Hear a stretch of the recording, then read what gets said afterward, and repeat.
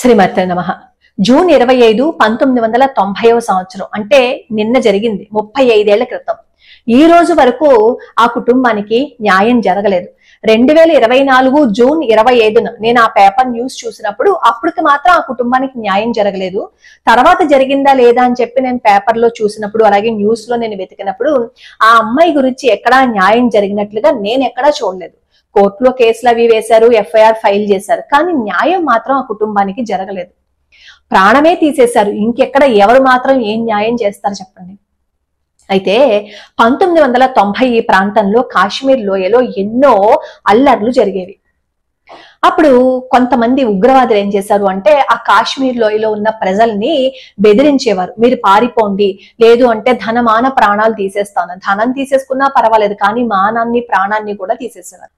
అసలు కాశ్మీర్ నుంచి పారిపోయిన కాశ్మీరీ పండిట్లు ఎంతమంది ఉంటారో తెలుసా? 5 లక్షల మంది ప్రాణాలు అరచేతన పట్టుకుని పారిపోయారు.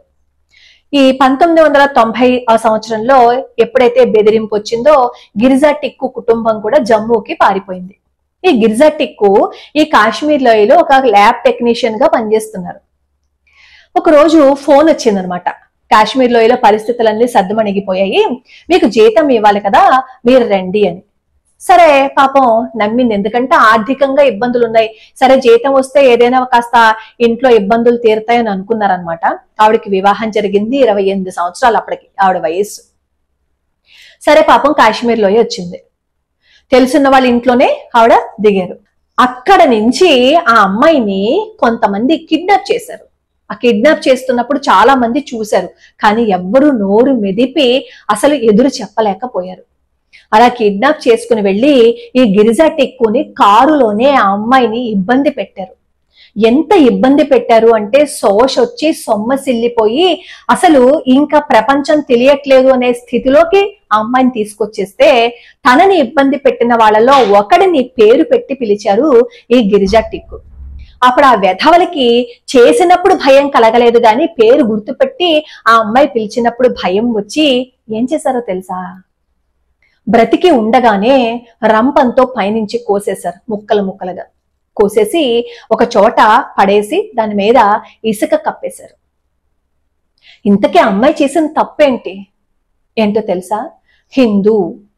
హిందూ అవడమే ఆ అమ్మాయి చేసిన తప్పు.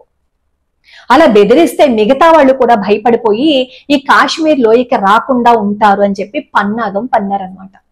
సరే, ఇంటి నుంచి బయటికి వెళ్ళిన టిక్కు ఇంకా రాలేదు అని వాళ్ళ ఇంట్లో వాళ్ళు కంగారు పడుతూ ఫిర్యాదిస్తే తర్వాత తెలిసిన విషయం ఏంటంటే ఒక రోడ్డు పక్కన మట్టిలో అత్యంత భయానకమైన స్థితిలో ముక్కలు ముక్కలుగా అయిపోయిన ఈ టిక్కు శరీర భాగాలు కనిపించాయి.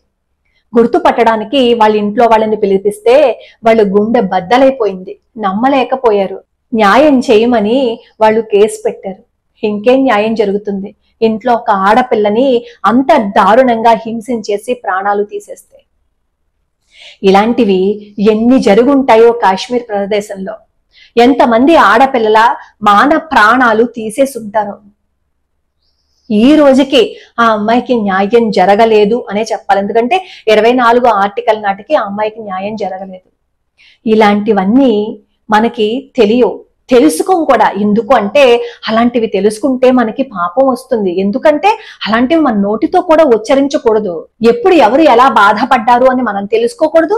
ముఖ్యంగా భక్తి ఛానల్ ఎవరైనా రన్ చేస్తుంటే వాళ్ళు అస్సలు మాట్లాడకూడదు. ఎందుకంటే వాళ్ళు ఎంతసేపు కథలు, అలాగే స్తోత్రాలు, శ్లోకాలు, పూజలు మాత్రమే చెప్పాలి. ఇబ్బంది పడిపోయి దగాకి గురి అయిన ఆడపిల్లల గురించి మాట్లాడకూడదు. దేశంలో వచ్చే కష్ట నష్టాల గురించి మాట్లాడకూడదు. వాటన్నింటికి న్యూస్ ఛానల్స్ ఉన్నాయి కదా. భక్తి చెప్పుకునే వాళ్ళు భక్తిని మాత్రమే చెప్పుకోవాలంట. నేను అలా చెప్పను. నాకు పరమాచార్య స్వామి వారు ఆదర్శం. ఆయన దేశ భక్తితో పాటుగా దైవ భక్తి కూడా ఉండాలి అని ఆయన ప్రవచనాల్లో చెప్పారు. ఒక ఆడపిల్లకి అన్యాయం జరిగినప్పుడు నేనెలా నోరు మూసుకుని కూర్చుంటాను? సామాజిక మాధ్యమంలో ఇప్పుడు మేం కూడా ధర్మ పోరాటం చేస్తున్నాము అని అన్నవాళ్ళు కూడా ఇదే కదా చేస్తున్నారు. జరిగిన వాటిని నలుగురికి చెప్పే ప్రయత్నమే కదా చేస్తున్నారు. నేను కూడా అదే ప్రయత్నాన్ని చేస్తున్నాను. పోరాటము అంటే బయటికి వెళ్ళి కత్తి పుచ్చుకుని వెళ్ళక్కర్లేదు. మన మాట కూడా ఒక కత్తిలాగా మనం మార్చచ్చు. 14 ఏళ్ల ఆడపిల్ల మీద జరిగిన ఆ దురాగతాన్ని నేను చెప్పినందుకు అలాంటివి చెప్పకూడదంట. అలాంటి మాటలు అసలు నోట్లించి రావడానికే భయంట. ఈ సోకాల్డ్ కొంతమంది మేధావులు కొన్నింటిని మాత్రమే చెప్పగలుగుతారు. ఆడపిల్ల మీద జరిగిన అన్యాయాల గురించి చెప్పడానికి ఇష్టపడరు. ముఖ్యంగా నేను చెప్పకూడదు అనడానికి వాళ్ళెవరు? ఇది భక్తి మాత్రమే కాదు, ధర్మాన్ని, ధైర్యాన్ని కూడా నూరిపోసే ఛానల్. ఎందుకంటే ఇది పరమాచార్య స్వామి వారి ఆశయాలకి అనుగుణంగా ముందుకు వెళ్తున్న ఛానల్ కాబట్టి. లోకా సమస్తా సుఖినో భవంతు, సర్వే జనా సుఖినో భవంతు.